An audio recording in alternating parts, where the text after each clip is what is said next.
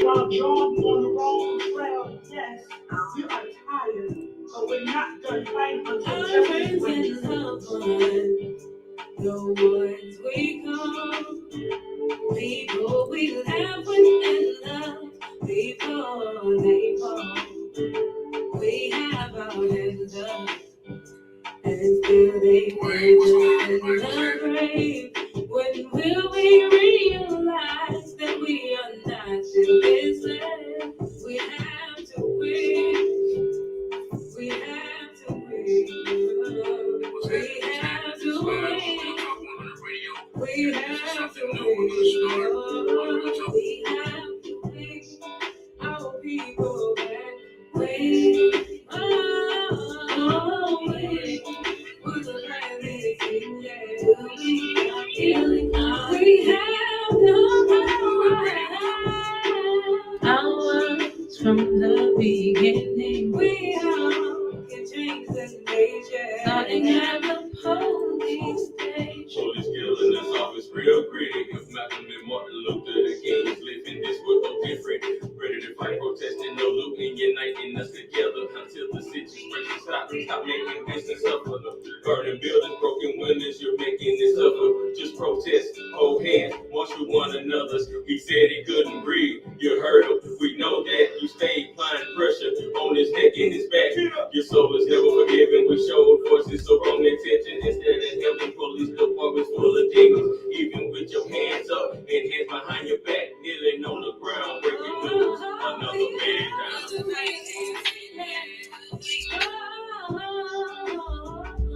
We have to win.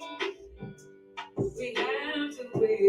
Oh, we have to win. Our people back, yeah. When will the world win? Will we stop feeling we have no power? What's the name of this one? Win-win. We can change the nation. 20 seconds. After George Floyd, Adrian McGillis, Ahmaud Arbery, Nicholas Chavez, Joshua J. Johnson, and the list it goes on and on. We will never stop fighting for you. We will never stop fighting for you. And we are live. We are live on a special edition of the Real Talk 100 Radio Community Hour, where we're going to start getting together and we're going to start talking about these community benefits, these community outrages, these community movements. We're going to start talking about them right here on Real Talk 100 Radio. Tonight is just the beginning. Tonight is just the tip of the iceberg. Tonight we're talking about Artists Unite. Artists Unite is in the building. We've got Lady K in the building, and we're going to be talking about this upcoming event. It's tomorrow, everybody. It's tomorrow from 2 p.m. to 5 p.m. at the Black Madonna, the Shrine of the Black Madonna. Of the Black Madonna, that's right. Historically Black event space. A lot of times we were not able to go out and do different things and perform in different places, but we have a place that is African American owned and operated where we're able to do our thing. Awesome. I've been to the Shrine of the Black Madonna myself. We worked an event there. Very nice venue. Love it. Love that place. But that's where you'll be tomorrow night. Will there be anything to eat, or will there be any festivities other than the benefit that you guys are putting on? Absolutely. We always have food. We always try our best to supply, make sure everybody has water and different things like that. It's called Artists Unite because a lot of times, a lot of things that happen in our world, they try to silence us as people who are speaking out and protesting in the street. However, once we are out and about and talking about how to support our community in ways that people can pay attention, we think of our artists. We think of our people who come and see our poetry, come and see us sing and different things like that. So this time we're doing the same thing, but with a purpose. There's a purpose behind it. Let's talk about the purpose. Absolutely. What is going on? I've seen the videos. I've heard about the story. Tell our listening audience a little bit about the story and why you guys are putting on this benefit on. Awesome. Okay, so hello everybody. I'm Lady K. I was one of the first to get the phone call after our friend Joshua Johnson was shot and killed by a Gulf Coast Task Force officer. The story that they weaved was so completely full of lies, and they kept trying to shut down our appeal of trying to get the truth out about our friend. And so in the midst of that, we were like, what kind of way can we get the word out and it not seem so brazen or so, where we would be in the limelight of trouble. So then we came up with the artist rally. Our very first one was in honor of Joshua Johnson, where we were bringing awareness to his cause during the time of George Floyd. So it was our only way to really get the attention to us. We had the news show up. We were joined by U.S. Representative Al Green and several other news stations, from ABC 13 to Fox 26 to Houston Chronicle. Each time that we did it, it got bigger and bigger. We were able to unite with different artists like MC Liro, William Campbell, Certification, MC Liro, Poetically Courtney Lynn, a lot of different people who were about our cause. You know what I'm saying? Mothers, fathers, and people who are talented in the industry. And so this time we wanted to bring them together at a bigger time than, bigger than ever, if you will. Okay. And Representative Al Green, I've met him a couple times. He's in on this event too. He'll be there? Yes, we have sent him an invitation. He has never missed any of our artist rallies. He's actually quite a fan of them, as a matter of fact. So he does come. I was able to give him one of the first interviews from IAG Productions and Double Dose Productions. And he said personally, it was one of the best interviews that he had even had the opportunity to have. It was like 6 minutes, really quick, but he enjoys what we do as indie artists and as independent interviewers as well. Indie artists. That's right. I always tease you. And you always get on my case because you and your mama, she gets on me too, but I always introduce you as, comedian. But I always say Houston known or born and raised in Houston, and you like, that's right. I'm internationally known. So let the people know who you are. International. No, I was like Freddie Jackson, but but I'm like, okay, and I wear so many hats, from everything from I started in stage plays from a little girl singing in the choir all the way to what I do now, standing in the gap, marching in the MLK parade, and I'm now the official host for the MLK Grand Parade. So it's all about the energy that you give is the energy you get. What you put out into the world is truly what you get back. So the push is real. They see that we have a message. They see that we're loud. They see that we're proud of being a voice of our community. And we're not going and gouging people for money. It's free. You know what I'm saying? We just want people to be aware and to raise awareness in our artist community that you are more than your music. You're more than your situations and talents. You're also an activist. Your voice does have the power to affect change, and you have to be bigger than your music. It's the only way to make your legendary, to make your, the legend that you put out into the world last longer, because you did something that somebody can remember like that. You did something to affect change. That's right. As an artist. And sometimes I try to convey this to artists that sometimes when they write their lyrics, they should be affecting change. Period. They should be doing that. So you are an artist yourself. Yes. You're bringing other artists together to affect change. That's right. And it's starting at this upcoming event, correct? It actually started in 2020 when we first did our first one. This is our third Artist Unite rally. Okay. And this is actually probably our largest group of talents. Excuse me. This is probably our largest group of talents that's ever come together. We started with dance groups. We had all kind of different things, and this year we got the dance group for the Rockets that's actually going to come in and be performing as well. So it's getting bigger and bigger, and more artists are understanding the situation. They're understanding what it is to be an artist that comes together for the greater good. Through IAG Productions, through Felicia Chantel, through our artists like Abstract, and all the artists that we brought together. To put it all on, Put it all Front Street. That's the word I'm looking for. There you go. Put it all together. Put it all together. So I know this is Abstract. Yes. I know this is John and Andrea Martin That's right. Marsden. I know this is Goddess Feet. Goddess Fee. We have the poet Ajali, and I believe that young lady is All right, all right, all right, all right. another great talent there. I, That's community activist Mr. James Hudson. Probably gonna cuss me. that's Mr. James Hudson. He also did a stage play about the cover up of Joshua Johnson, as well as many other acclaimed and accredited stage plays across the country. And I believe the other poet is Lord. She said his name. It's gonna come back to me. I'm gonna reiterate so y'all can make sure that y'all follow these artists that are on this flyer.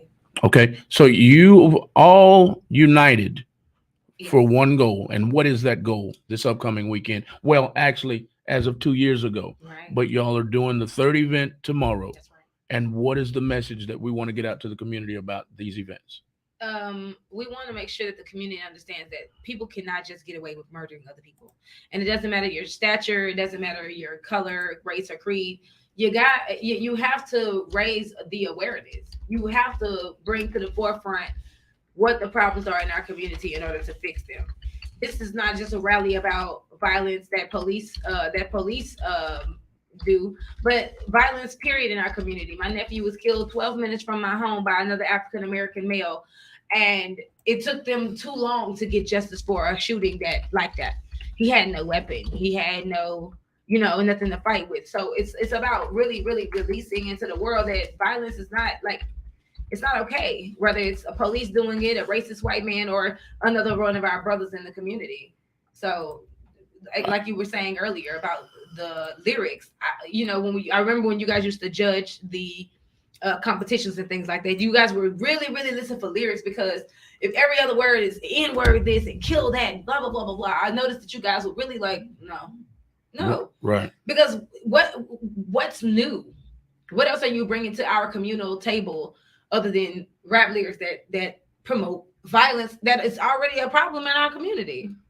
Exactly. Like It's come on. it's the lyrics, in my opinion, and I can't believe I'm saying this because I am a fan of gangster rap. I grew up on it, and I was they tried to convict me for listening to gangster rap. My God, So I can't believe I'm about to say this, but lyrics do mold kids. they do. They mold kids. They also I'm not going to say encourage, but they put it in their heads. It ingrains in their heads that hey, this is how I'm supposed to act. Yep. This is how I'm supposed to act once they listen to certain lyrics.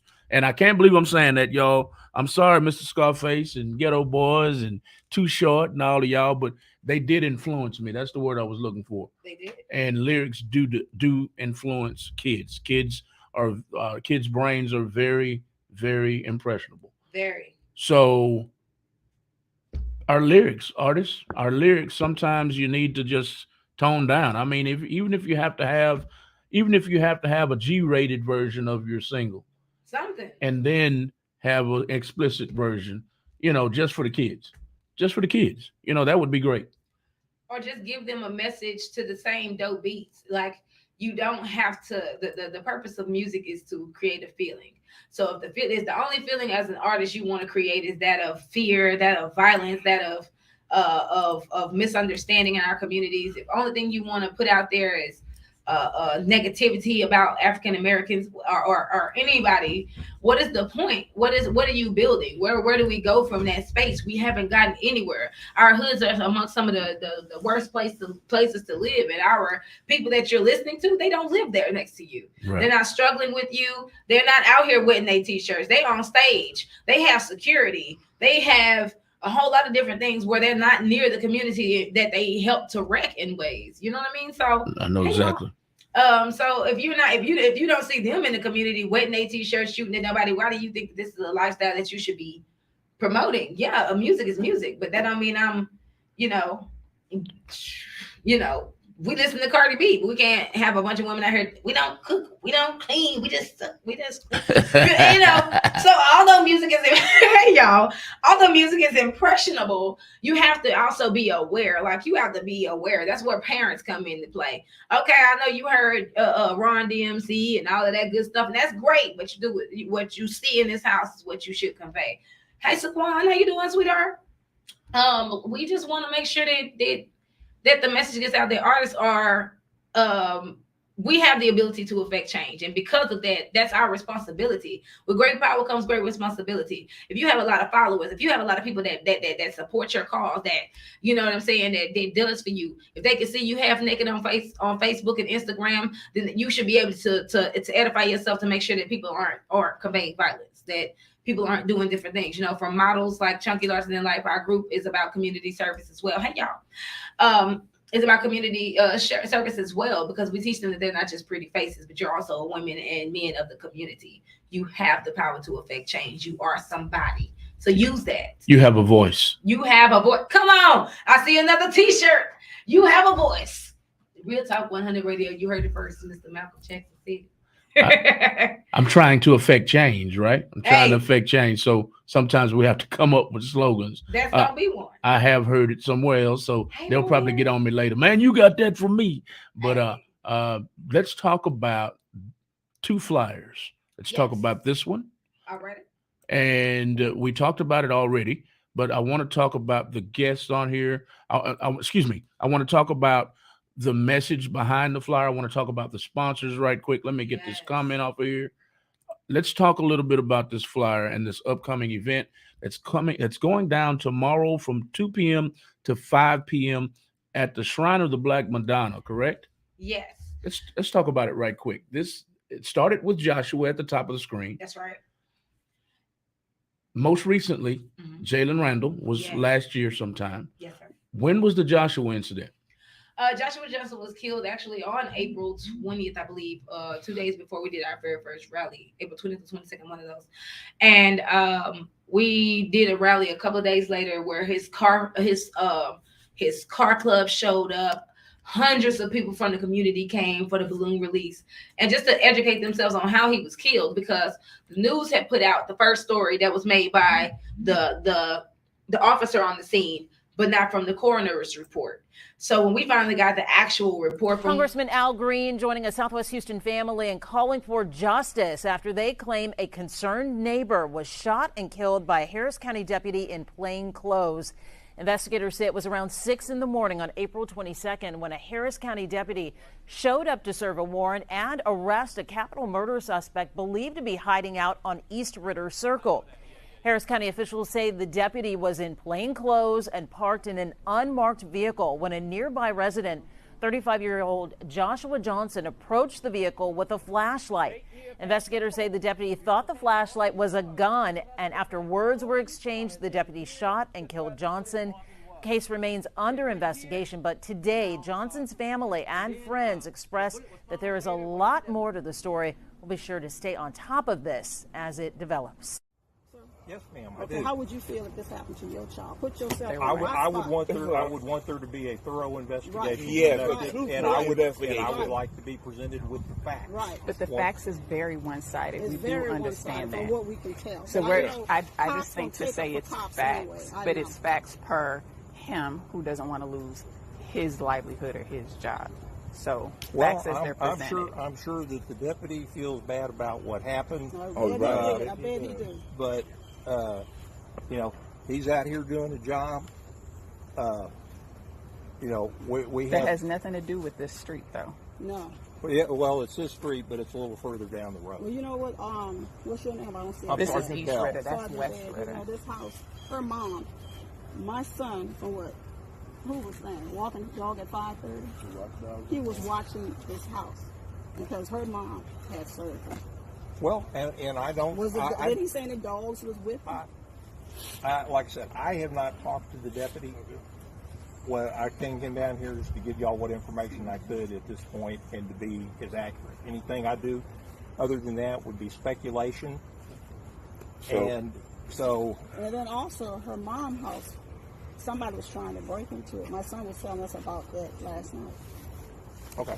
Well, her house, her mom's house was being broken. Okay. Well, if and that's probably why he had the BB gun.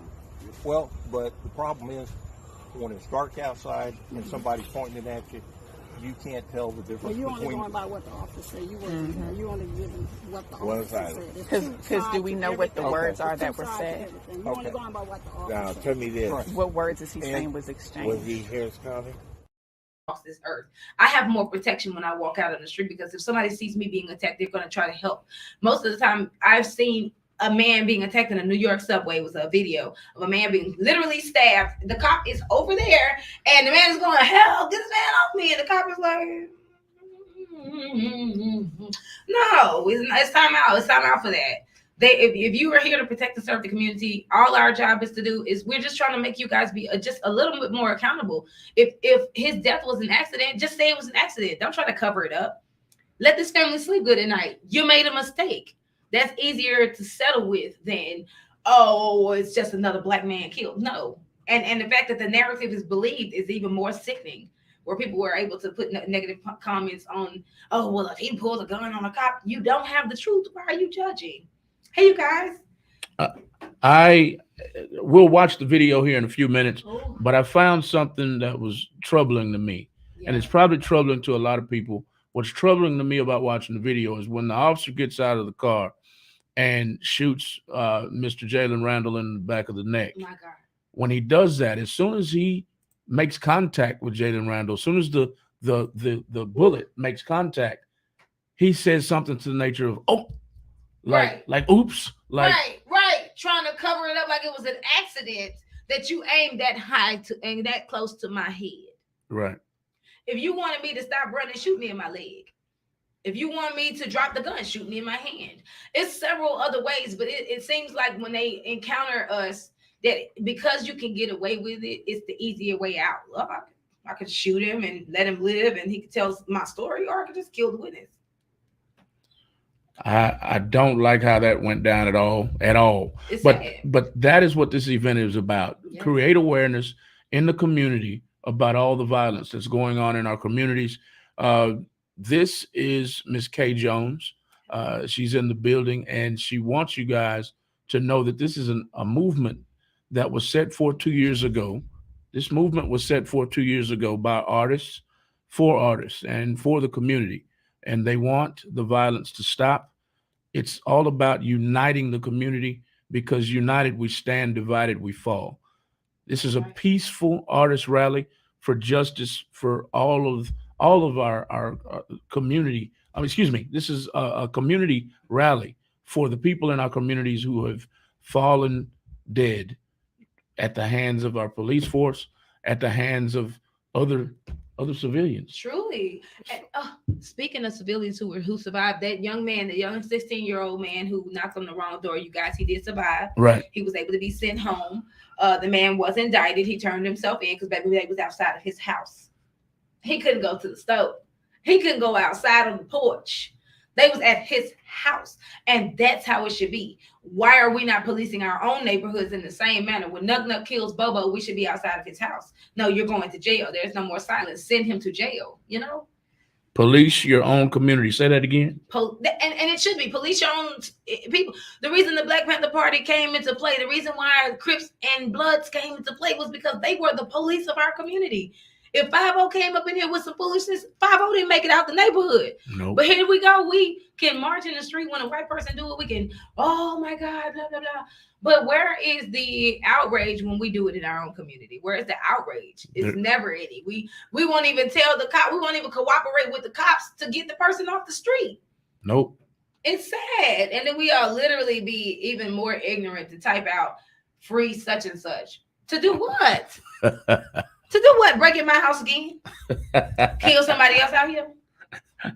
Yep. Keep nothing like that. While you're on that subject, I have to ask you something, and I try to ask everybody this. Yes. How do you feel? Say, I don't know, say Joe Blow or Karen and Annie over there get shot in a drive-by shooting. They get shot in a drive-by shooting. Karen and Annie die. Mo and Curly live. I forgot the names I gave them at first, so I'm gonna give them Mo and Curly this time. they live, the women die, or vice versa. And the whole community is saying, I'm not saying nothing because I'm scared of what the gangsters are going to do to me. What are your feelings on that? Do you think they should say something anyway? I feel like there's a smart way and an intelligent way to do anything. Most of the time, and what is the word? I ain't gonna go there and be sitting up and talking crazy.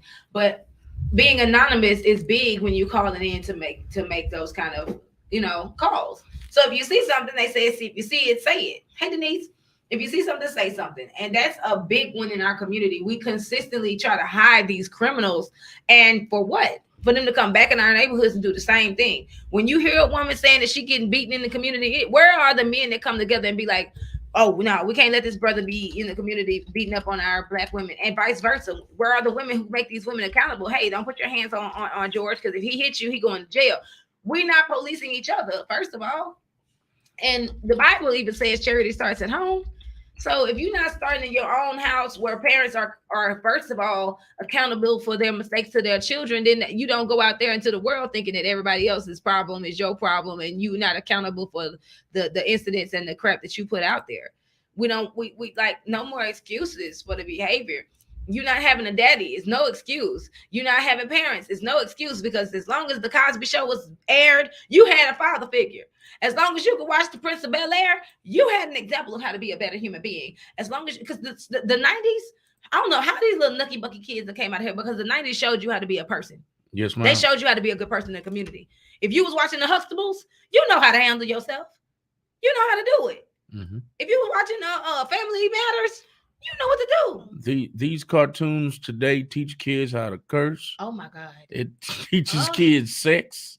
All kinds of stuff. We didn't have that. We didn't. Tom and Jerry didn't teach me all that. They taught me to chase the mouse and beat the crap I was out a lame watching Tom and Jerry and Scooby Dooby Doo. Period.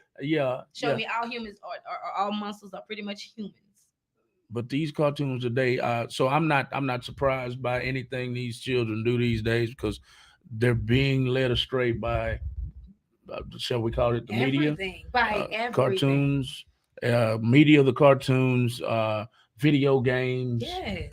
Video games It started with Grand Theft Auto. Grand Theft Auto. You're pimping. You're pimping. You're selling dope.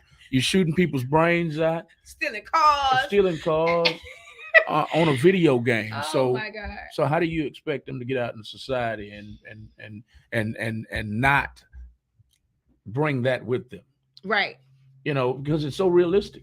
So united we stand, divided we fall. Artists unite, rally for justice. If you're listening to us at www.realtalk100radio.com, you heard it. We have the flyer up on the screen. The upcoming event is tomorrow from 2 p.m. to 5 p.m.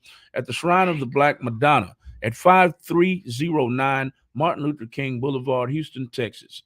We've got several sponsors down here at the bottom.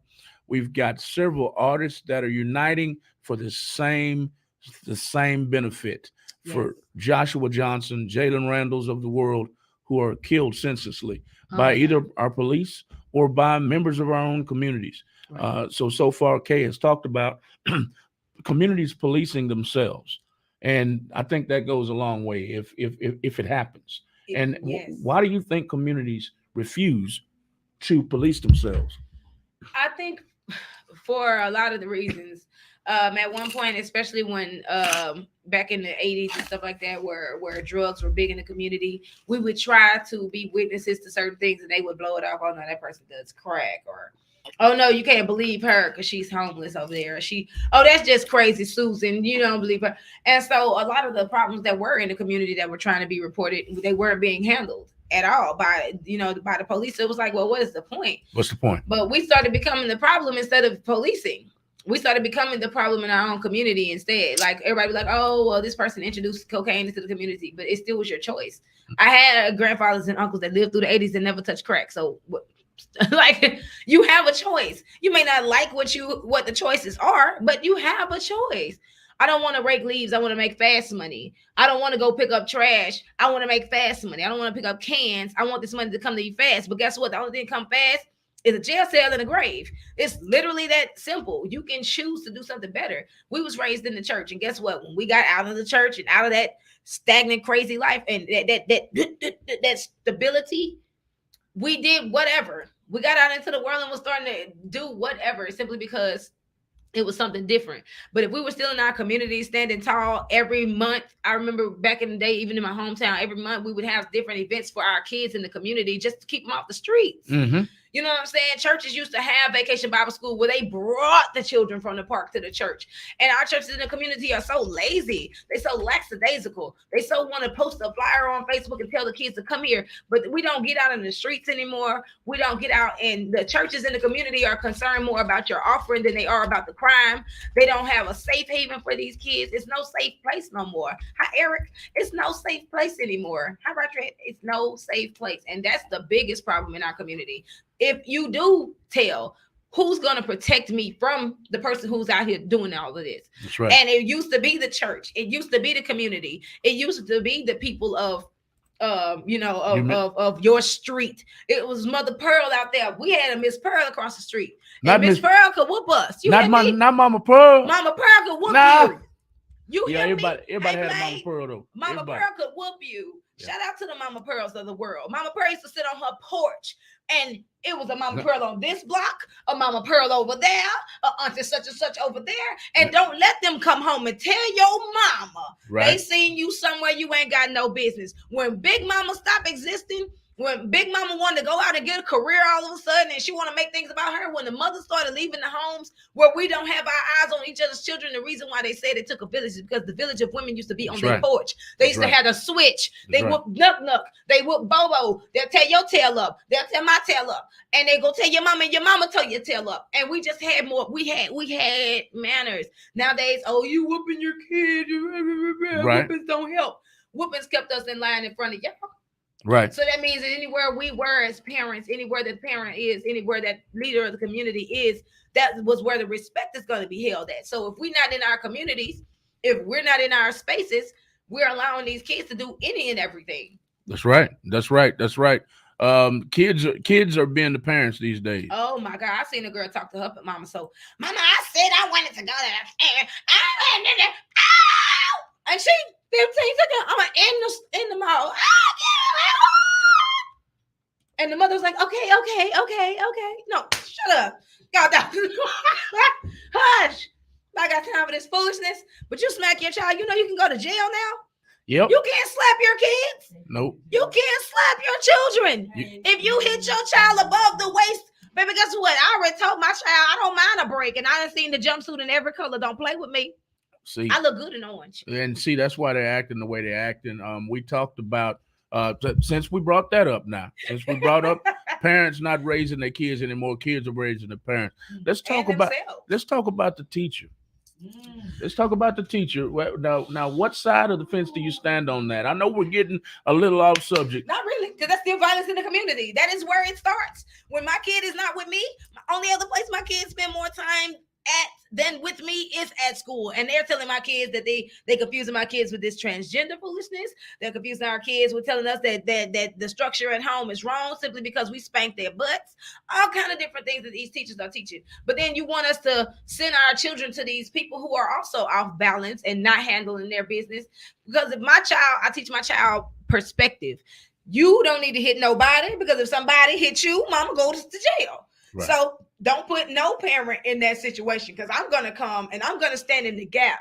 If they mama don't show up at all, I'm at the PTA meetings and everything. If that were your child on that video that was tripping on that teacher, getting out of line with that teacher about taking her phone, because obviously she was on her phone and not paying attention. So that's if that were you and you saw the video, mama, I'm gonna beat my child up, but I'm gonna beat her up too. Don't put your hands on my kid. I don't care. I'm gonna get her too. What was she supposed to do? Don't put your hand on my child. What was the teacher supposed to do? Give her back her phone and save yourself. I'd rather the cops come pick you up and take you out of here than me put my hands on you, because I can't be a teacher, because I'm gonna hit your child. I'm gonna knock your child. I'm a parent and a teacher too. I'm gonna knock your kid out, but you can't hit my kid. I don't care. I'm a double standard. Don't touch my child. I'm gonna get her straight. But don't put your grown hands on my child. Either give her back her phone and call me because I can take the phone better than you can. I pull up on my kids. Okay. But in all fairness, But in all fairness, whoop her if she put her hands on you. In all fairness, if you watch the video closely, the teacher said back up like twice. And then the child hit her first. Woo. In that instance. And I get it. In that instance, you wanted to teach I get it. I'm not saying not to. I'm saying before it even escalated to that point, hand her back her phone and then call me. See, I have my kids, all of their teachers. I have their personal phone numbers. I have their cell phone numbers. They can send me pictures of my children. If my daughter is acting like that, hand her back her phone and call me because I'm coming. Now I'm coming through the door because you can swing at me if you want to, honey, and they gonna have a different kind of viral video of your mama dragging you around this doggone classroom, not some strange teacher who shouldn't have her hands on you.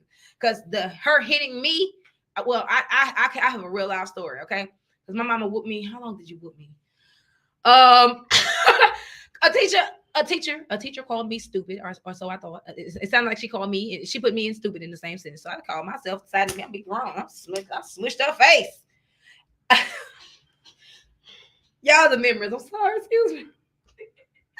Mama beat me every day. She thought about it.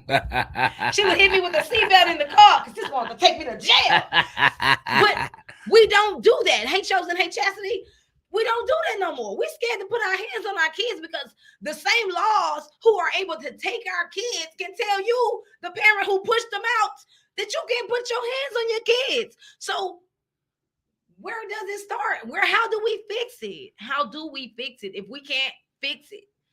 It was fixed because, like I even tell my kids, they don't get spanked as often as they should. And you can take a phone if you want to, and they find other ways to look at TV. I blocked my daughter on YouTube, and she found a way to go in as a guest. So when she got knocked off the couch, hey, I told you to stop watching that because I told you to stop watching that, and I don't have to explain that to you. I said don't watch it. I'm gonna discipline my spirit. If a cop can go home after shooting my baby, honey, I'm gonna go home after beating their behinds because it is what it is. That's my protection. What's that? Blade said a lot of people scared of their kids. And guess what? That's why you got to instill the fear early. You got to instill the fear early, y'all. You got to start early. When my kids came out, month 1, I'm your mama. When they said it's a girl, I already knew I was ready for you. I've been fighting since before you were born. Please understand, I have to squabble to handle your Bible. Come on with it.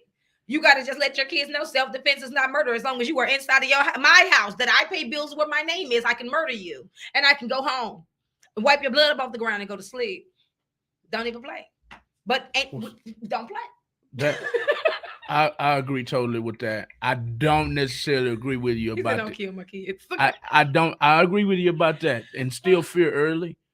Because it didn't take my dad but maybe 3. I was about 5, I think. And that was it. That's it. He didn't have to say nothing else. Hey. He didn't have to say nothing else. My dad had it with me a couple of times, but and I was, I was a pretty good kid. I was a pretty good kid, as far as, obeying. My problem is that I had a smart mouth and I like to run in the house and play and break things. See, I didn't have no smart mouth. So I wasn't really a bad kid. So he didn't have that many problems with me, but the running through the house and the smart mouth didn't come back until I was a teenager. When I became 16, 17, I got a little muscle on me. My mouth came back. So I think that's all teenagers. But as far as being scared of me, my pops, mom, they weren't scared of me at all. And that is part of the problem today. I think parents, number one, are not that they're scared of them. Yeah. A lot of them are scared that they're going to hurt them. Oh yeah, but that's a big one for my mom and dad nowadays. They be like, "Look, I would knock your head off, but if it wasn't for that doggone jail cell, you know what I'm saying? Because that's a real fear in parenting now. You can't put your hands on your kids the way you want. Like even when CPS came to me with my daughter, they came and interviewed my 5-year-old when my baby was little. They tried to tell you they be really trying to take our babies. Y'all hear me? You can hit them below the waist. And so my daughter could testify, no, mama never whoops me above my waist. They literally limit how you can handle your children. Right. But not how the police can handle your children. Ain't that something? So I'm glad you drew it back in. So they police how parents parent their children. But when it comes to them, they'll take you to jail. I can go to jail for slapping my daughter, but you can shoot my son in the neck and say oops and get away with it, or put your foot on his neck until he can't breathe while he screams for me. And it doesn't make much sense though. Hey Shantae, why my daughter's son is screaming for you? That's what hurt. Right. That hurt. So we tonight, y'all, the phone lines are open at 832-560-2885. I put a question up on the screen. It says your thoughts about student and teacher fight that went viral. Somebody is calling me in the middle of a broadcast. I cannot answer. I'll call you back later. But tonight, it's all about an event that's coming up tomorrow. I want to get back to that. I know some of y'all are saying, you said that at the beginning of the show, and I tune in and y'all are talking about parents being afraid of their kids. We're starting with that because we went on that subject because it's all about community. It's all about communities they used to police each other. They don't police each other anymore. And that's why these children are so out of control these days. That's part of it, if not all of it. So, and I believe they're getting into the government is intervening a little too much in how we raise our kids. And that might have been a problem. That might have been one of the exacerbating that might have exacerbated the problem with the teacher and the student. Absolutely, and then it made everything worse. Absolutely, and then we can say what we want to, and a lot of y'all are probably not going to agree, but she felt because she was African American, both of them more than likely felt like they had some kind of point to prove. And I feel like at the end of the day, when you are a teacher, you have to choose between your job and your defense. When this girl is getting agitated in that manner, you already see where that's going. Again, I would hand you your phone before I lose my job because I know me. I will hurt your child. Here's your child's phone. And when I call you, I'm calling you to warn you that before your child ends up in the body bag, come get them. Period. But again,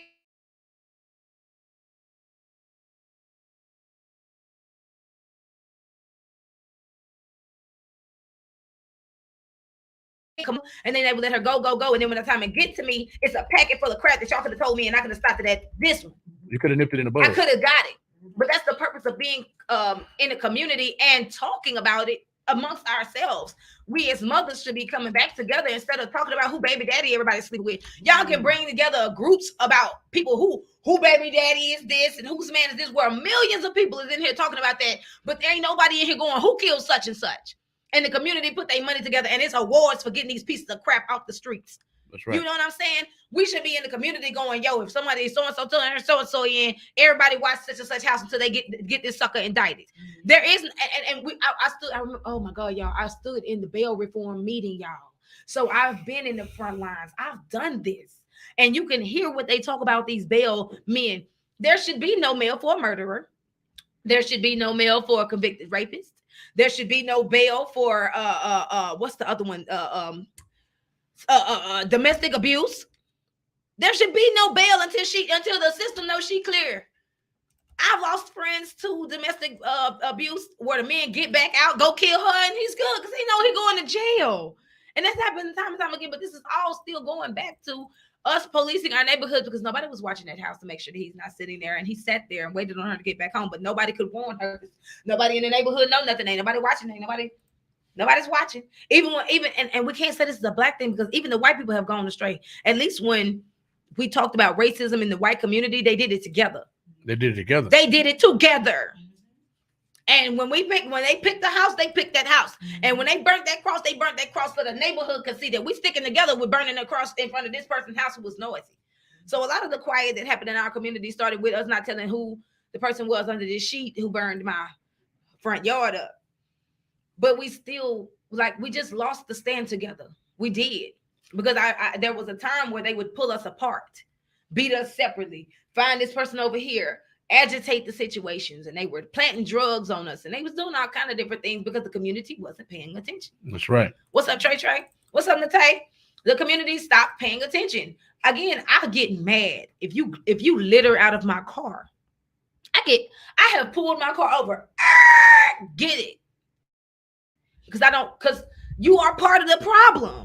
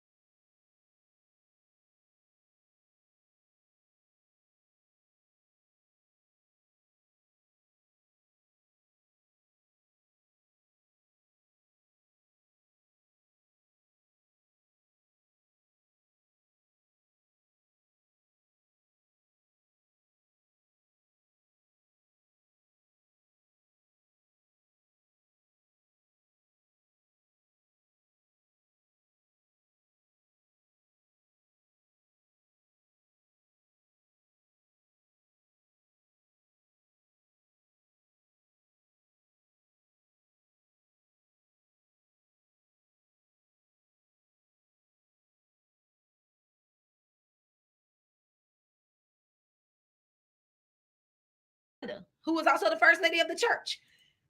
This side of me probably still numb to this day because, baby, they believed in reaching under that arm and pinching you, and they would, and it was as if the devil himself was being drawn out of your skin.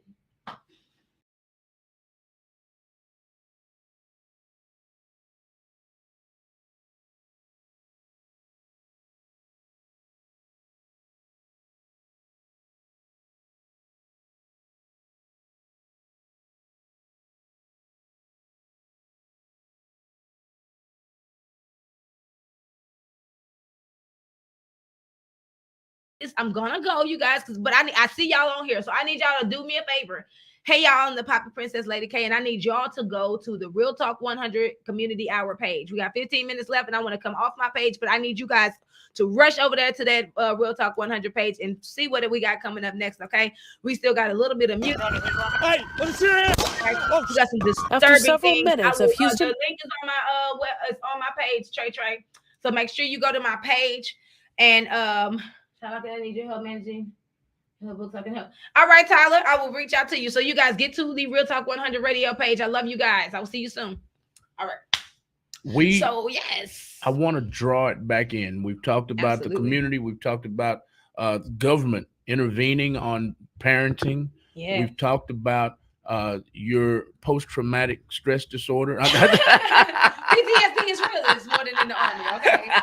There is PT Switch D. We talked quite a bit. We talked quite a bit about a lot of things tonight. We've talked about Trey is here. He says he's here right here on the screen. Hey, Trey. We've talked about some of the artists that have partnered with you on this upcoming event. Absolutely. It's going down tomorrow. I want to draw it back into Mr. Jalen Randall. Yes. I want to play a quick video for those who are tuned in. Please brace yourself. And I want to like Kay just said, y'all brace for this. They did censor it a little bit, but I'm going to play the whole 2 minutes. I think I trimmed it down to 2 minutes because it brings the parents in and how they feel about it a year later. Okay, so y'all watch this. This is what the event is about tomorrow, along with Mr. Joshua Johnson. Yes, DJ Ray will be in the mix as well as CLTL model Nina Green, and his name is Herman Hebert, but it is a different name of his artist name. So yeah. Okay. Here we go. Here is the shooting of Mr. Jalen Randall.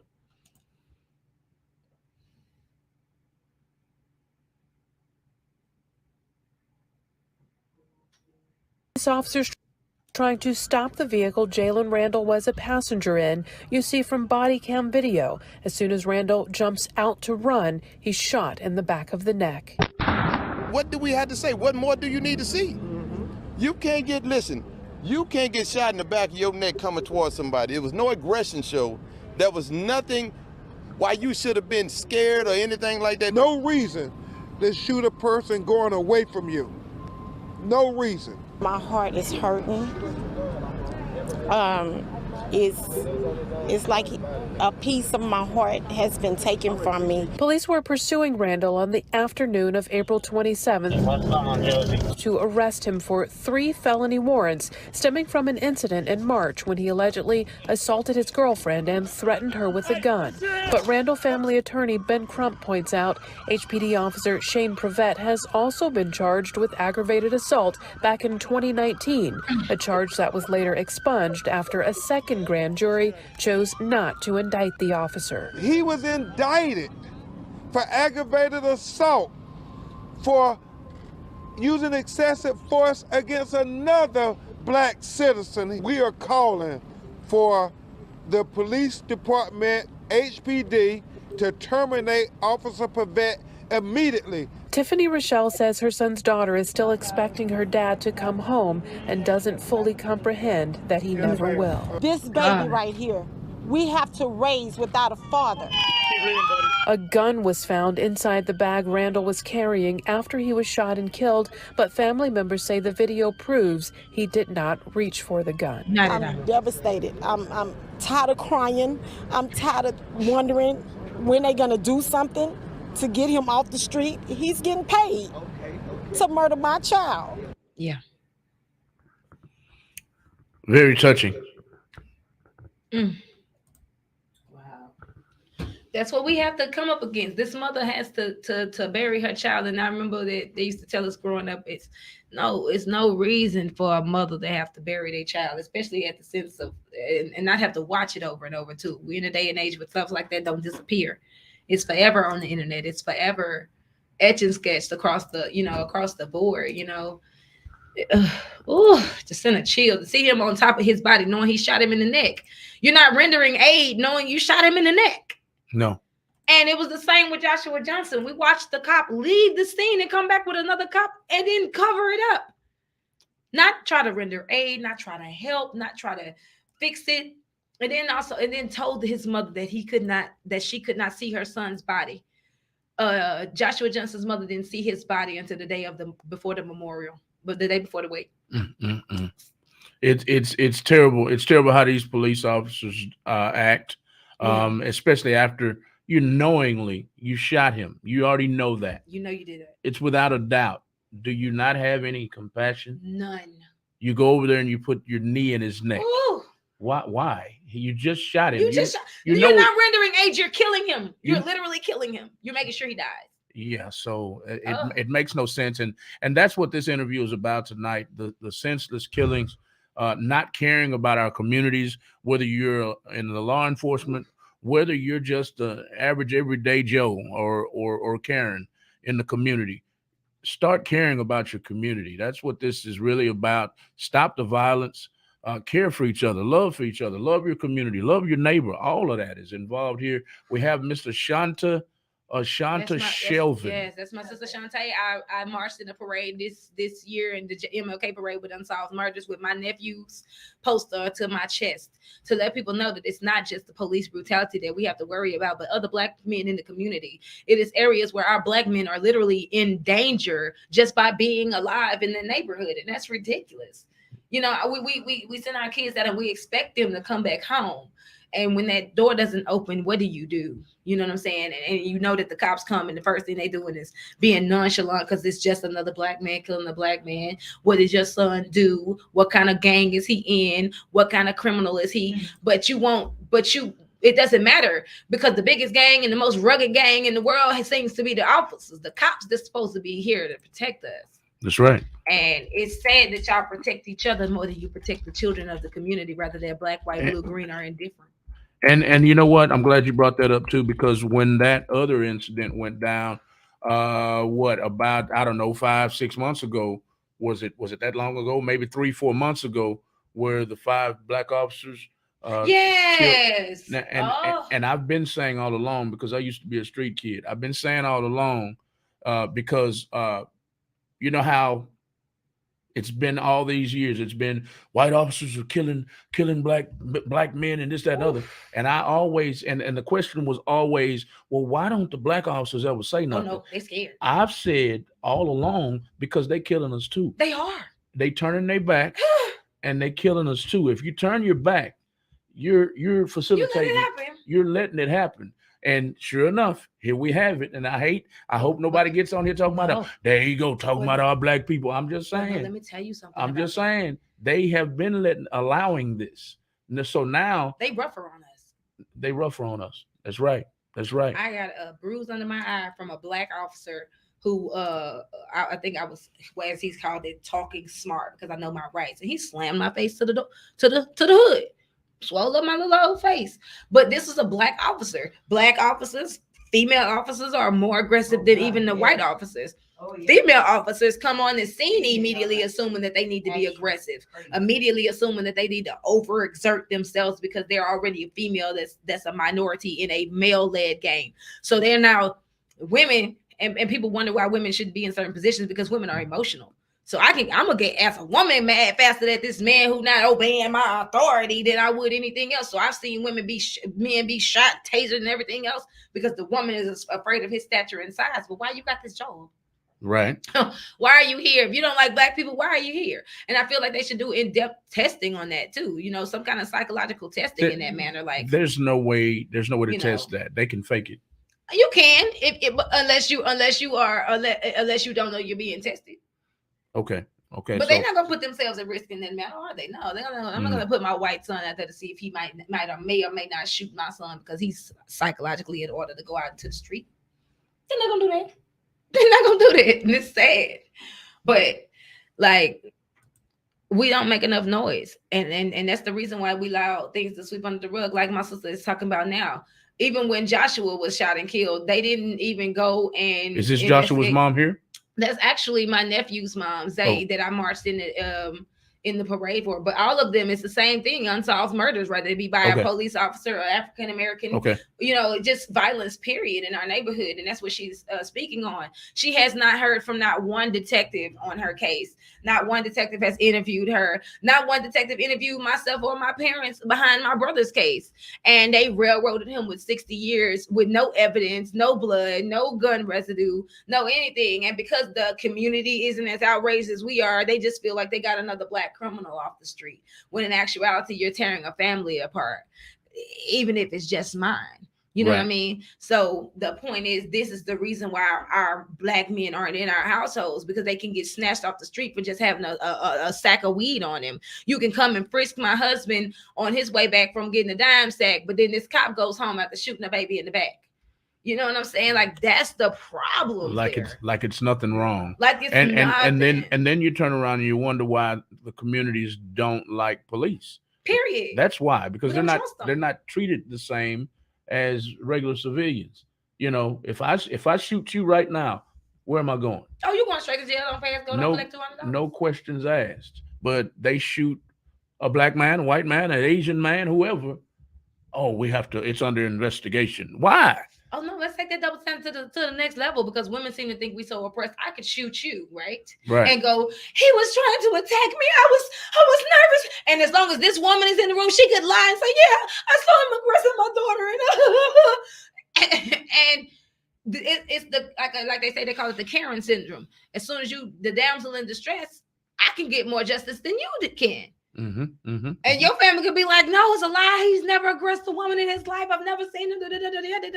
But because it's women against your man, this one man, and because you could have a past, or you have a history of this, or you have a history of that. They'll take your history and criminalize you to justify why they murdered you. They lead the way with your criminal past. Oh, he was writing a bad check, so that's why he was on the ground being choked to death, screaming for his mama, because he wrote a bad check. Because I wrote a bad check?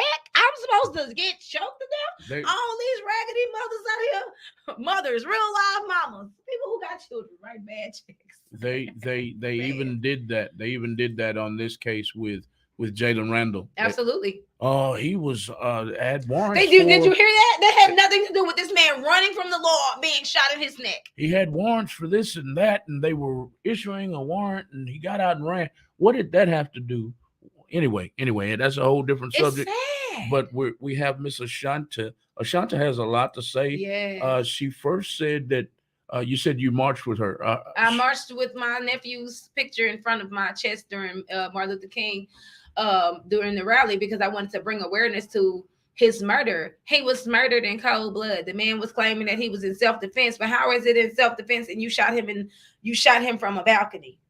Wow. You are allowed to walk away from his face, into your home. That's what happened to her son. Yes. Okay. Grab a gun, come back out on the porch and shoot him from across the parking lot. And this man he was not arrested on sight. So it's not about black on black, because there's a lot of African Americans who are free right now because the police simply want to investigate. Oh, he was probably defending him because my nephew has a history of defending himself. What? Oh, he has an assault charge. Yeah, it was probably this. It was probably that. And they blow it off. And these people go out and they continue to be themselves. Why is this man able to go get a gun and kill my nephew? So this wasn't a police officer. This was just another. This was a black on black crime. Yes. But it was a civilian against civilian. Mm-hmm. Okay. But it's the same effect. Got you. No, she has not spoken to any detectives. No detectives have followed up with them. Nobody has come behind them and tried to solve the case where she could sleep at night. Right. You know what I'm saying? There's still a question mark of who's involved, and you wouldn't know who to trust because these people who call themselves his friends are the first to lie. Yeah. She said right here, right now, today, not one detective has spoken to her. One. And then last but not least, she comes back and says his killer stayed in jail 1 week and was given a $75,000 bond for aggravated assault with a deadly weapon and murder, and gets to go home with an ankle monitor, while I get to grieve and try to console his 5 children and help try to explain why someone would want to hurt their father. My God. It's been heavy. Was killed in what? 2006. 2006. Had to be because right before I graduated, so 2006. In broad daylight, and nobody knew what happened. In the parking lot. And still no. Well, they found the guys, and the guys got away. Well, they got off. They got off. They got off. They been MIA for a long while. They what? Well, I mean, they got out of the justice system, but the reason why they didn't do any more investigating it, the guys were from Tennessee. They did get arrested, but when they were released, they went on about wherever they went back to Tennessee or wherever they at. You know, we don't know. We don't know what happened to those guys, but to be angry with my brother so that you would walk up to him and shoot him in the face in broad daylight. That's no longer self-defense. That's no longer self-defense. First, he's already dying. You shot him in the stomach. Right. He's dying. He's literally he's going. But you to dislike him as much to walk over and shoot him dead in the face. Yeah. That made a whole nother. You know, they brought a whole different chill. Yeah. That takes it from just regular assault or a regular situation to overkill. Now you don't need to be on the street. After you walk up and do that, you now no longer need to be on the street. See, I have to bring Lisa up right quick because she brought a whole new vibe to me. Because I used to be one of them drivers who'll cuss your ass out in a heartbeat. Excuse me.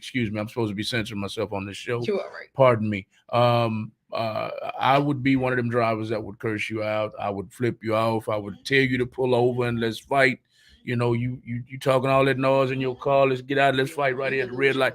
I used to be one of them until all these shootings started happening. You could lose your life now. And like 2 years ago, Lisa was like, you scaring me. I'm like, I can fight. What you scared of? And she like, you're not thinking.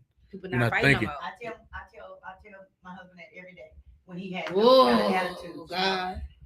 He had the same thing. He has a real bad thing. He said he doesn't have road rage, but you do. You ever ride in the car with him? He has made some very dangerous decisions while we were all in the car, truly. But you have to be careful out here because in the wrong neighborhood, somebody you talking crazy on 16 and your life could be over with. You know, we ain't look. 45. You talking crazy and it's on my side of the car. Right. I ain't ready to go. Right. You let us get on your side. See. I still got some things I got to do. You know, no one Right. ain't ready for me right now. So I don't want to get hurt. Hey, boy, talk crazy. Right.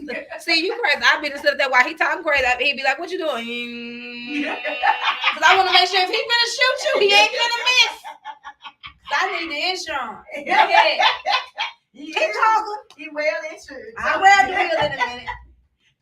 But I had to be more careful as a woman, even after Ricky Smiley's daughter was shot in the first her first week of being out here, because people don't talk no more. She didn't do nothing. Right. People don't talk no more. They Yeah. don't communicate. You want to Yeah. know my communication power? That's what everybody.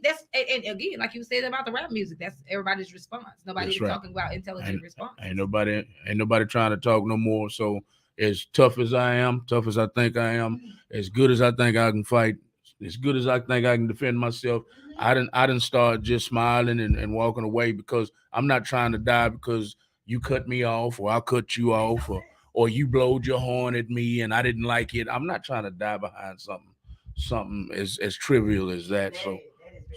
So let's Miss Ashanta Shelvin, I'm so sorry about your case. I wish we could do something about that. I don't know where to even start. My heart goes out to parents like Ashanta Shelvin, parents, siblings like Lady Cassandra Webb over here, and that was your uncle. Yeah, that was your uncle. That's my baby. And died in the street. So this show is about the community. This show is about strengthening the community and stopping the violence.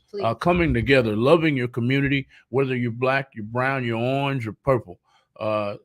loving your community, loving your neighbor. That's what this show is about. And this show is about an event that's coming up this upcoming weekend.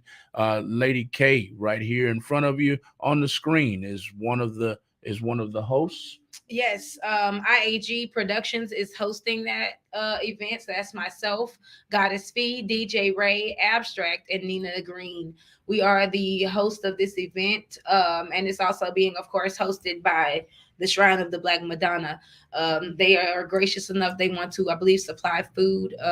If not, we're also still collecting vendors as well. So if you just want to be a part of the community, you want to be a part of this movement, you can always contact myself, Kaye Jones, on Facebook or Instagram, Chunky LTL 2022, or really truly just go to IAG Productions on all digital platforms, and you can find out all the information that you possibly can hold about different cases that we have been a part of, different things in the community. Every fourth Saturday, we feed the homeless in Tent City. Shout out to our girl, Sean, and she, we are artists that have a purpose. And that's the biggest thing, you guys. You gotta make sure that you have a purpose, that your purpose is being heard, and that you're not out here just doing music, because it's more needed from you. It's more that's required of you. That's right. That's right. Deliver the right messages. Please.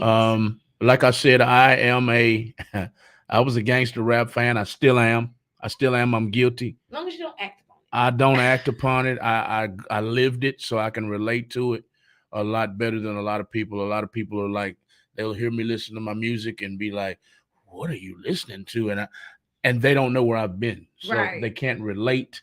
And I understand that. Right. I understand that. But I have a vast. I'm a big fan of music. So I listen to everything. As crazy as people listen to me for listening to gangster rap, they look at me just as crazy, because I'll turn right around and listen to the king of country. In the next minute. So Garth Brooks, you to death.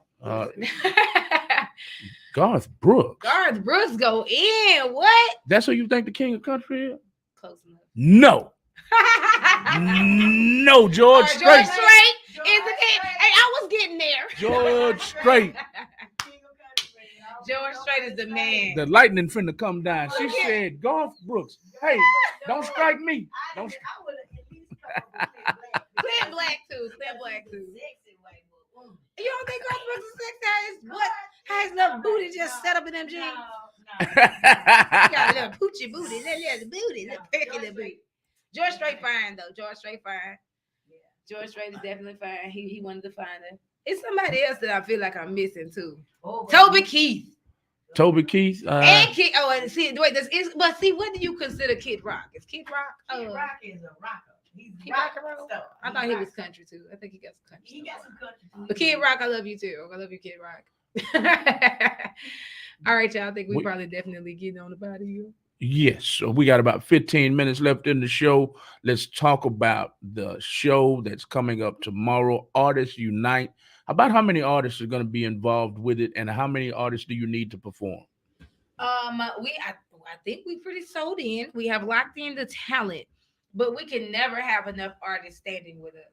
So if you a rapper, if you a singer, if you a songwriter, anything, if you an artist of any kind, if you a model, if you are a video creator, if you are whatever you are in the entertainment industry, you are an artist. You don't have to draw. You don't have to rap. You don't have to sing. Whatever your artistry is, I don't care if you make bead necklaces. That is your artistry. We all have to stand together. If we don't do this together, then it's going to fizz out and it's going to stop existing. No, it ain't, because even if it's three of us, we're going to keep pushing. But the point is, we got to get it together, all of us, as not just Black artists, but artists, period. Because we would like a little more Hispanic artists to come and be a part of it. We would like our white artists. We would like our Asian artists. We want everybody to stand together for what is right, not for what's popular, but for what is absolutely right and what needs to change in the community. So that's your call to action. That's it. That's the call. All artists. You're bigger than an artist. You're more than an artist. You have the power to create change. You have the power to affect change. So oh, good. This is really cool. So shout out to the people who truly know what the cause is about, who have lived through the cause with us as well. Different things like that. But we have to stand together. That's the biggest thing, is standing up with each other, standing in strife and loving and unifying under one cause. And we'll stand with you too. If you have a cause, we'll stand with you. We are united. United. That is the message today. Artists unite. That's right. And this is a movement that's been going on for the last 2 years. And this is the third event they're having. They want you guys to participate in it. They want the community, they want the entire city of Houston to stand together, because standing together, we stand united. Divided, will fall every time. That is the message today. The event is tomorrow at the Shrine of the Black Madonna. That's right. I will put the flyer up on the screen in just a second. It is from 2 p.m. to 5 p.m. tomorrow, Saturday. And Saturday is the event from 2 p.m. to 5 p.m. We want you guys to show up and have a good time and unite is what it's all about. Whether you're an artist or whether you're just a civilian who wants to see change, who wants to see the violence stop. That's right. Whether it's black on black, white on black, black on white, whether it's police officer on civilian, we want you to stand together, united, because we can affect change together. That's right. We can change the community. We can change the narrative. I'm so tired of hearing another officer kills another black man, another officer kills anyone that's defenseless. I'm not saying they're not supposed to do their jobs. Somebody pulls a gun on them. I mean, I don't know what else. Do to get home. Do what you got to do to get home. But these guys that are running away from you, that aren't an imminent threat, that aren't putting you in imminent danger, you have no business shooting them. That is the message today that we want to get out. Also, to those of you who want to be hardcore in the community, I even talked about it. I grew up hardcore. I grew up with one fence in the suburbs and one fence in the hood. In case my mom was listening, she didn't know I was sneaking off to the hood and doing my thug thizzle, but I was. And hey, amen. What she didn't know wouldn't hurt her, they didn't know until I was shot up in the hospital. So in case she's listening, I grew up with 1 foot in the suburbs and 1 foot in the hood of Fifth Ward, Texas. And I learned the hard way. And I learned the old school way. And I'm even saying the violence needs to stop, y'all. It needs to stop, because you can't fight. Learn how to fight, fight. I can understand having a misunderstanding with somebody. I can understand that. Fight. You ain't got to kill somebody because. When we were kids. Yeah. You got to go back to when you were kids. We used to fight.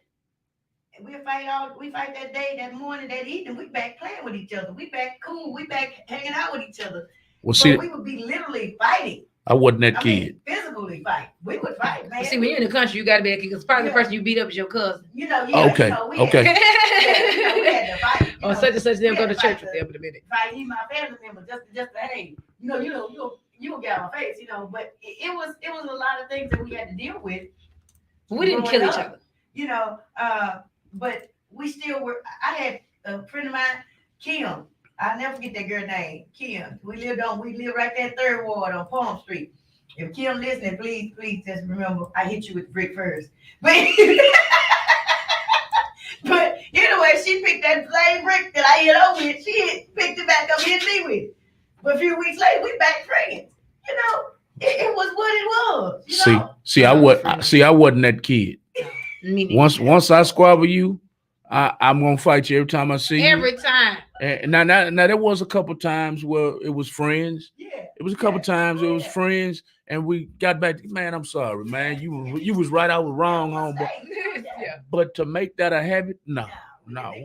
Once we fight, it's over. Don't talk to me. Don't even breathe the same as me. But I'm just saying, that's what we used to do. That's how we used to do. Right. Now, everything like this is solved with guns. They're gonna come back. You have a disagreement, it's solved with a gun. Instead of coming to each other, sitting down, talking, and reasoning with each other, it's solved with a gun. And that's the thing that we really got to work on. Everything is not solved with a gun. It's not solved with death. That's right. Come on. Somewhere we need to have some sense about what we do. That's right. in case y'all couldn't hear on realtalk100radio.com, she says sometimes we have to sit back and think about things. Everything shouldn't end with guns and killing each other. Right. Sometimes a good old-fashioned fight will get it over with and then end it there. Don't say I lost the fight, so I'm gonna come back and I'm gonna shoot you. Right. I done seen that on the news a lot too. Oh my God. I've seen that a lot on the news. Who he whipped me, so I'm gonna go. All right, you whipped me, so I'm gonna come back and kill you. What? I'm trying to censor myself. Y'all know what I want to say. Right. Yeah. That's crazy. It's crazy. Is. Because you whipped me, I'm gonna kill you. Now you have to have more value on life. That is what this is about. That's it right there. We have completely lost the value of life in our communities, and I say communities because we are not the only people who are leaving our kids out there for the wolves to get them. Right. We are not the only community who is leading our children astray. We are not the only community doing it. As long as these police, not just police, as long as these people who are shooting up schools are not Black. We are not the only people who are failing our communities. These people are coming, and these kids are doing this not because they had such problems, but because it was something they didn't like. You go and kill children. Yep. It had nothing to do with you. Nothing to do with you, but you go and kill children. It's sick. It's sick. It's sick. Especially the last lady. I don't know what was on her mind. She was I think she was calling herself a trans man, and I don't care if you're a trans man, trans woman, gay, lesbian. I don't care what you are. Why do you go into this schoolhouse and shoot it up? Remember the last lady? That didn't make no sense. It makes none. None. So again, it's the communities across the board. Again, we're not just talking to our Black people. We are talking to everybody because over 82% of the crimes that happen to white people are other white people, whether it's a greedy family member or just a white man who's stalking another white woman. It's everywhere. You know what I'm saying? Just communities as a whole, the world as a whole. No one has a value on life anymore. They don't. White on white, black on black, white on black, black on white. Police officer on human. There's no value on life. And it goes back to the video that was showed earlier. The man gets out of the car and shoots head high. Boom, because the man's running away. I should have been dead then because I ran away about 10 times when I was in the streets. I should have been dead. But thank God for those officers. They weren't scared like that back then. Thank God for them officers because I should have been dead. I jumped plenty of fences. I jumped many ditches, and nobody shot me. Nobody. You want to know a big thing? Like I was talking to somebody the other day. Back in the day, the cops now are getting lazy because they're not in shape anymore. They not finna chase you because he's big. They not finna do this different stuff because back in the day, you were required to be fit. They had different requirements back then because police first and foremost were never created to protect the Black community. That's why we had our own. But when they were in the people they would send to the Black neighborhood because they knew Black people ran, baby, you didn't want to run from Officer Bob because when he got you on that ground, he finna get down here.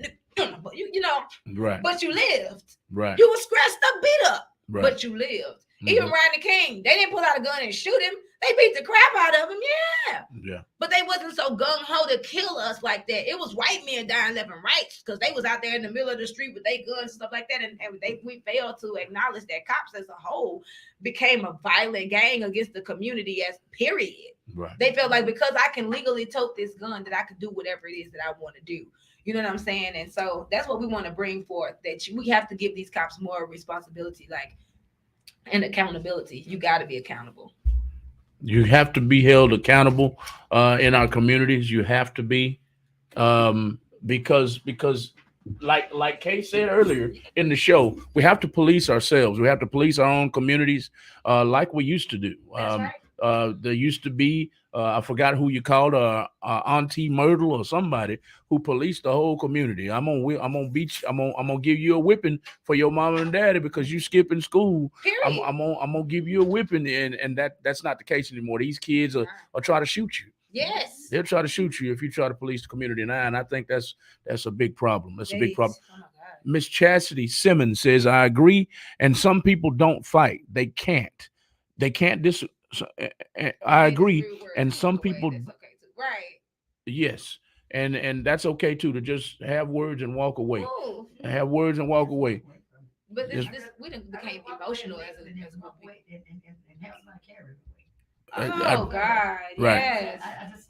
I think that's a better thing. Yes, People ma'am. locked in cages because they just couldn't walk away. And that's what I was telling y'all earlier. I've gotten to the point where I might say something fly, but I'm gonna end up, you right, sir, and I'm gonna walk away because I'm thinking in my head the whole time I'm cussing you out, but at the same time I'm being sensible. I'm like, okay, let me just go on before I hurt him, he hurt me, or pull out a gun, because I will never pull out a gun because I've had a disagreement with somebody. Not no verbal, unless you pull it out on me first. Period. You know, so that, hey y'all, I hope y'all enjoyed this show. If you're gonna watch the replay later, that is quite all right. We want you to put hashtag replay in the comments, but we want to, in the last 5 minutes of the show tonight, we want to make sure we rehash what this show was actually about tonight. This show was about the event that's coming up tomorrow, April 22nd, at the Shrine of the Black Madonna. And she summed it up earlier. Ms. K. Jones summed it up earlier. It's all about uniting the community, bringing the community together as a whole, and stopping the violence in our community. There it is right there on the screen. United we stand, divided we fall. Peaceful Artist Rally. This event was produced by artists. They are poets. They are spoken word artists. They are rap artists. They are singers. They put this event together with other community activists and community leaders for the community, so you guys can come out and enjoy it and voice your own opinions and thoughts on what's going on in our communities, and talk to the community leaders, talk to the activists. Let's get some resolutions. Find some resolutions. It's tomorrow at the Shrine of the Black Madonna from 2 p.m. to 5 p.m. at 5309 MLK Boulevard. That is one flyer, and the second flyer is right here. This is many of the artists that will be performing. There will be other artists performing. This is at the Shrine of the Black Madonna. It's all about Artists Unite movement. It started with Joshua Johnson, Mr. Joshua Johnson, 2 or 3 years ago. 2 years ago in 2020, and then we began to advocate for different other different people in the community, like Adrian Medeiros, and many others. He was, and to shed a little bit of light on it, the family was able to finally see the video. But we have to understand that even our mentally ill deserve to be alive. And yes. they were talking about some of the situations that he was facing with suicide and different things like that. But the problem is that the cops are not truly taught to de-escalate situations like they should be. And that's how that actually transpired. He had been going through some things that he hadn't quite told people about. And I got to talk to a few of his close friends, and he was having some mental issues of his own, and the family chose to not show the video for the simple fact that they believed that, you know, there were certain things that were askew, but the way that the cop handled it was definitely wrong. But it's not without fault to some degree. You get what I'm saying? Even the Jalen Randalls of the world, people can point out the flaws all day, but most cops are not truly taught, nor do they pull up to the scene with the ideology of de-escalation. No, they don't. Escalating is what they want to do. I've seen it too many times. I'll tell you a short story of an officer. I'll tell you a short story of an officer escalating a scene when it shouldn't have been. It shouldn't have been all that. I was speeding. We was coming home from the South Side one night. Lisa will tell you about it. She was hysterical. We was coming from the South Side one night from a night out on the town, and she went to sleep. So I put my foot in the floor. I was going about 160. Oh my God! Right here in between, probably Rankin and Rayford, somewhere off. Not Rayford, somewhere off between Greens Road and Rankin Road. He was tripping. Somewhere off for now. I was about 160, and the officer pulled me over. I pulled on over. He gets out the car. Oh, get out the car. And Lisa's like, oh my God, what's going on? She just woke up. So she's like, oh my God, what's going on? And she's heard all of the, police shootings and all this black men. And so she's hysterical. So the whole time I'm looking at this clown like, And you really pulled your gun because I was speeding, man. Get against the car. Get against. So he handcuffs me, he manhandles me, puts me against the car. So now she's crying and what is wrong with you? He was Malcolm, you were speeding? That was it. I wasn't smoking no dope. I wasn't bobbing and weaving in and out of traffic. I was just going full speed down the highway. That's it. So why? Why did he act that way? Why a gun? Why a gun? Yeah. Once again, no value for life. Long story short, y'all, by the time the conversation was over, y'all two know me. A lot of people in Real Talk 100 Radio land, you need to know me a little better. I'm not always serious. I had them all laughing by the time it was over with. They was just like, I told them just like I told you. Why were you speeding? She went to sleep. They all cracked up laughing. You know what I'm saying? I get to finally flash. Ooh, she sleep. She went to sleep. So I wanted to see what the new car was all about. You know, at the wrong time, apparently, officer. Sorry. Yeah. So, but one of the officers was like, "Why you got him in handcuffs?" As soon as he got there, why do you have this man in handcuffs for speeding? And his whole thing was, and this gives a little perspective to some of the listening audience and our panel here, how police officers think sometimes. Mm-hmm. His thought process was, at 160, 200 miles per hour, it is no longer a car; it is a weapon. Mm-hmm. Period. That's true. Whoever you hit dies. That's true. That's what he said out of his own mouth, and I'll never forget that. And I've never thought of it. That's like powerful. That. That's powerful. Because, sir, if you did kill somebody, but I wouldn't get the chance to put you in handcuffs because both of y'all would be in a grave site. Mm-hmm. Right. And that's the purpose. I hear people all the time. Oh, why are you gonna give me a ticket for not wearing a seatbelt in my car? Because you flying out of your car doesn't guarantee that you're the only person that dies from that situation. That's right. You could fly out of somebody's car into somebody else's lane. They twerk, try to avoid running over your dead body, kill somebody else, and it's been catastrophic situations like that. And people think that it's exaggerated, but it's not. Mm-hmm. Nobody wants the cops behind them, but I saw things differently after that night. And that's beautiful. I'm glad you said that. I'm very glad you said that because cops aren't always out to get you. There's not a whole bunch of bad cops out there just hunting down. That's truly not the case. But when you put yourself in certain situations, sometimes humbleness can save your life at that moment. Mm-hmm. Oh yeah. I've had that situation where cops were drawing on a car because I slept on the side of the street. I'm drunk. I was drunk. And so listen. So y'all, I was drunk. Mama giving the evil eye, y'all. I've definitely had some cop situations where the police drawing weapons on me and different things like that because I'm sleeping in a car with a friend because we done got plastered. But I would rather be sleep on the side of the street thinking I'm safe from you, That's right. officer. That's right. Why is your gun? I'm asleep. Right. So you pulling your gun because you think I'm, you assuming whatever it is they assumed. But I guess the good part about that situation was good and bad because the black people over here is the ones who called the cops just being stupid. But he came up and he literally, one of the sergeants, he was a white man, told everybody, hey, calm down. Because I refused to roll the window down. He came up to the car. He said, okay, I'm diffusing everything. Could you roll your window down and talk to me? And it wasn't until I handed him my ID and he reads, oh, you're from New Caney. Yes, sir, I live in Tavola.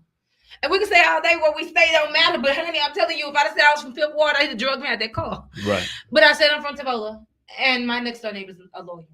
Right. Sometimes you just gotta. Sometimes you gotta float it. You gotta. Sometimes you gotta play that card. Exactly. You got to. I live in a Caucasian neighborhood, and we don't want to do that. But at the end of the day, you want to get home alive. And my demeanor was, oh no, sir. We had fun last night. We got drunk around the corner. I was able to make it to the front of my friend's house, and I simply slept here so that I wouldn't cause any incidents. Right. And guess what? Now you go home. And I'm telling you, y'all, we in the car, and I know he's mad that we didn't sitting in the car. It's sitting here, and we still got to go home because you talk like you got some sense. The moment black people get pulled over, we gotta get pompous. Well, I know my rights and the right, boom. Oh, but you could have just been nice. You could have just handed it, get him in the ID. Yeah. The escalated situation, I don't have to give you it. Give it to him so you can go home. That's right. That's how I am too. Put your hands up so you can go home. And if the incident happens after that, then the cop can be of use. But don't add to it when you already not, Right. We gotta have some manners too. Oh, I exactly. Because this stool was not made for my butt. Oh. Kay, in the last couple of minutes of the show, yes, I want you to go over anything we may have missed about your upcoming event on tomorrow from 2 p.m. to 5 p.m. Absolutely, y'all. Excuse me for standing. But yes, from 2 to 5 p.m. we do have, it's not just about artists performing, but we will also hear from different people that have been working with us throughout this case since 2020. We've had some dangerous situations happen. We've had our phone taps, our social media tapped. So be aware that when you join a situation like this, that you are truly affecting change. And I don't know how many of you have seen A Bug's Life, but they do listen to the smallest ants, believe it or not. And when that smallest ant becomes a voice of change, notice how the crickets who were trying to be in charge were going after this one ant, and I mean forcefully, because he started putting the light bulbs over the other ants' heads. So understand that you become somewhat a target to your cause, but you have the power to affect change, and don't let that scare you, because it's not going to stop until you stop being scared to affect change. You know what I'm saying? Whether it's with your lyrics or whether it's with just your presence being at different events like this, we are calling to arms our artists. We need your voices heard for more than just the sexual songs, for more than just the songs and music that are about the killing and the disarray of our community. For once, can we start figuring out ways that we can stop the violence and recreate what positive reinforcement has always been and should have always been in our communities? Have mercy. Well put. Well put. Well, I can't wait. I can't wait to get that machine in here. And when somebody says something good, yeah. So y'all might see me in politics one day. I am being groomed behind the scenes. I'm being groomed behind the scenes, believe it or not. So I may be your next community leader. I may be your next community activist. Your next community leader. It starts with people like me and you. I have a friend. He actually lives out there in the area y'all are in. I'm not sure if y'all know his name or not, but his name is Bubba Tulos. He's a police officer, and he wants. I know Officer Bubba. You know Officer Yeah. Bubba? He wants me to. He's gonna run for, I forgot what position, and he wants me to be his voice, because I know every race. I can relate to every race. I don't care if it's redneck. I can get right in the middle of them redneck. I know. I can go straight to the hood. I can talk hood. I have some SA partners, and he's like, dude, I need you on my team, because I don't always speak their language. Can you tell him to come? I don't know. Tomorrow, yeah, Bubba might be busy, but I will tag him in the video. I will get in his inbox, excuse me, and let you know. So this is a community event. It's Join the Movement. Artists Unite is what it's all about. Community unite, community unite, community unite. Because united we stand, divided we fall. This is a peaceful artist rally for justice.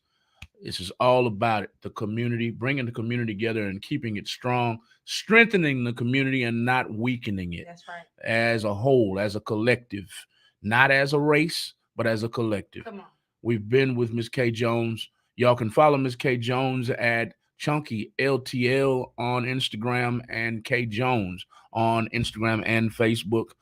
She also has a Facebook group called Chunky Larger Than Life. That's right. So, we are calling all models. If you guys want to model, just to throw a few little shakes in. If you want to model, I'm also the owner of Plus Size Bridal Boutique here in Houston, Texas, right off of Veterans Memorial in 1960. However, CLTL has been one of my largest community events. I've been doing it since 2018, basically changing how people look at each other. At the end of the day, my flaws should not be your comedy. And you know that's another way to affect change, is by just spreading positivity as a whole, whether it be with models or different things like that. So we are members of the community as well, and CLTL will be in the building tomorrow. Y'all see the shirt. Chunky Larger Than Life. Be larger than your one life.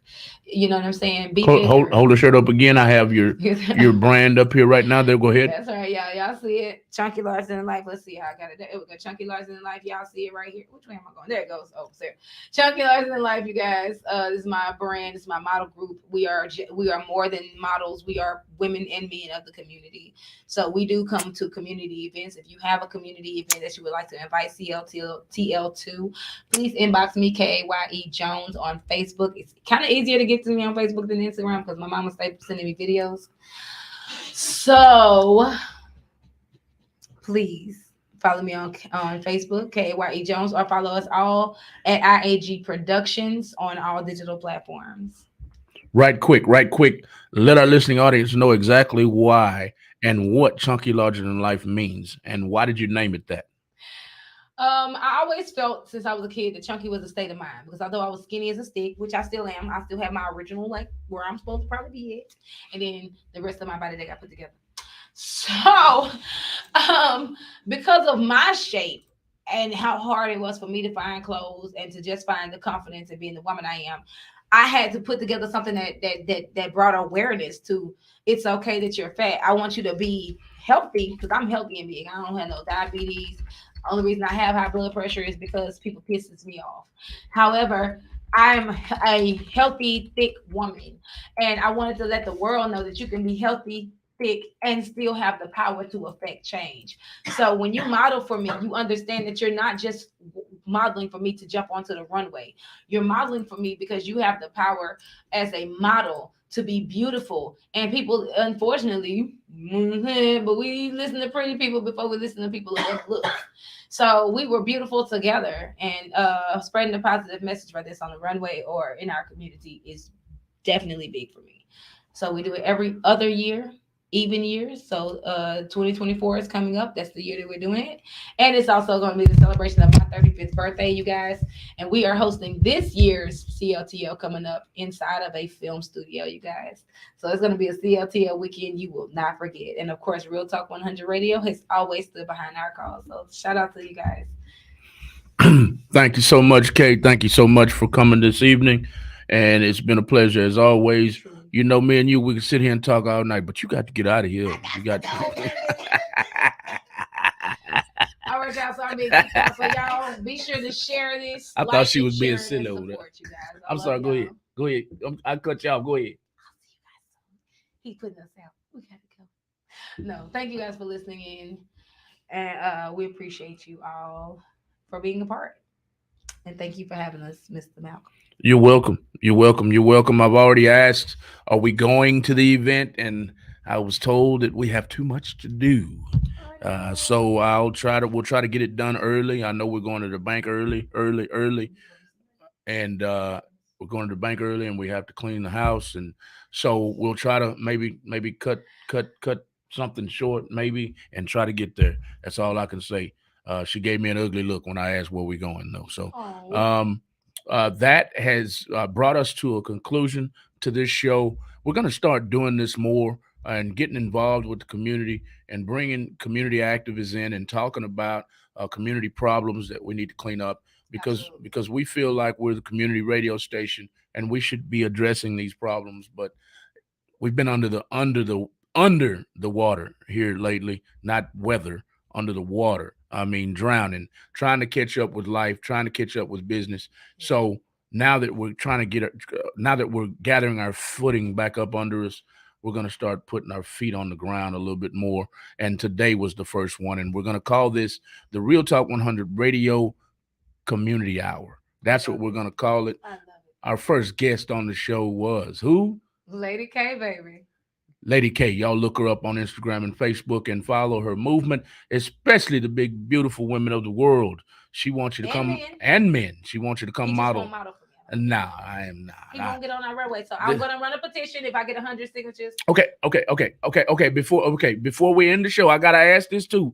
You want me to get involved because I done gotten a little chunky. That's right. In the last 4, 5, 6 years. Belly game. Now, what if I get my fine back? You still want me to model? I still gonna want you because you are still a broad-shouldered gentleman. You still have girth. I don't know about that representing the big boys. I don't know. I ain't been big that long. I ain't comfortable yet. But you got the swag. You got the swag. Let me tell y'all. He missed my second show. And the loudest cheer we got was when the biggest model I had. It ain't about you being thick. The biggest model I had, that bow-legged sucker hit that runway and the crowd said, boom, boom. Rah! We was like, whoa. They love them. Hey, it's Belly Gang season, baby. So we launching Belly Gang next year. We got suits and swag for days. We got the cane steppers. You know. All right. I'll strongly consider it, but when I get this hip replaced Y'all in trouble. I'm back in the gym, and all this is gone. I'm sorry. But I'll consider it at that point. Okay.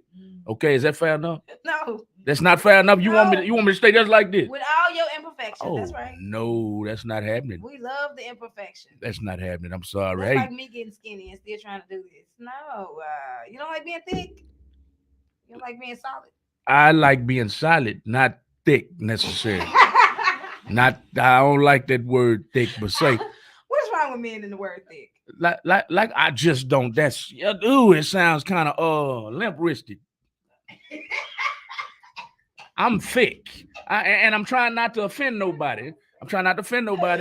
I'm saying limp wristed because I don't want to say the wrong thing. But yeah, when you say a man is thick, that makes a man feel kind of feminine.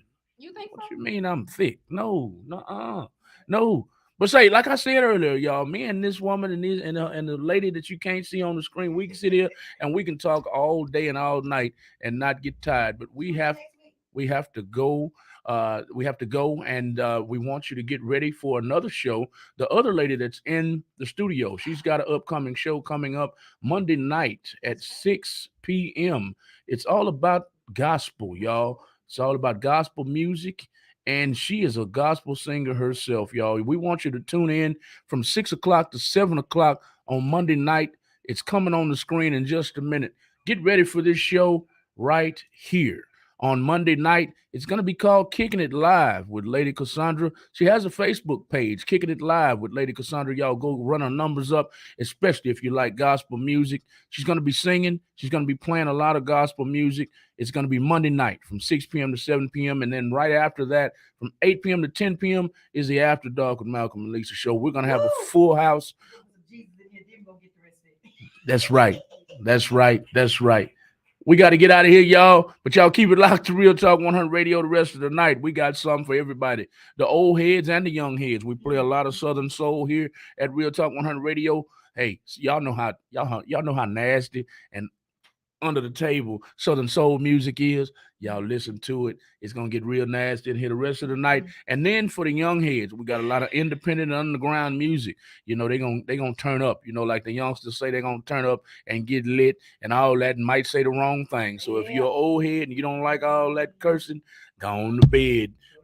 As soon as your part of the show, because we're gonna play it all. Go to realtalk100radio.com from your phones, your laptops, or your mobile devices, and listen to us. So we're gonna jam all night long and all day long, but that's all we got for tonight. We'll see y'all Monday night at 6 p.m. on the Let's Kick It with Lady Cassandra. So I just messed the whole name of the show up. Kick It with Lady Cassandra. Here it is again, Kicking It with Lady Cassandra live Monday night. We'll see y'all then. If you're watching the replay, hit hashtag replay in the comments. We'd appreciate it if you commented on everything we talked about tonight. Good night. Good night. Good night.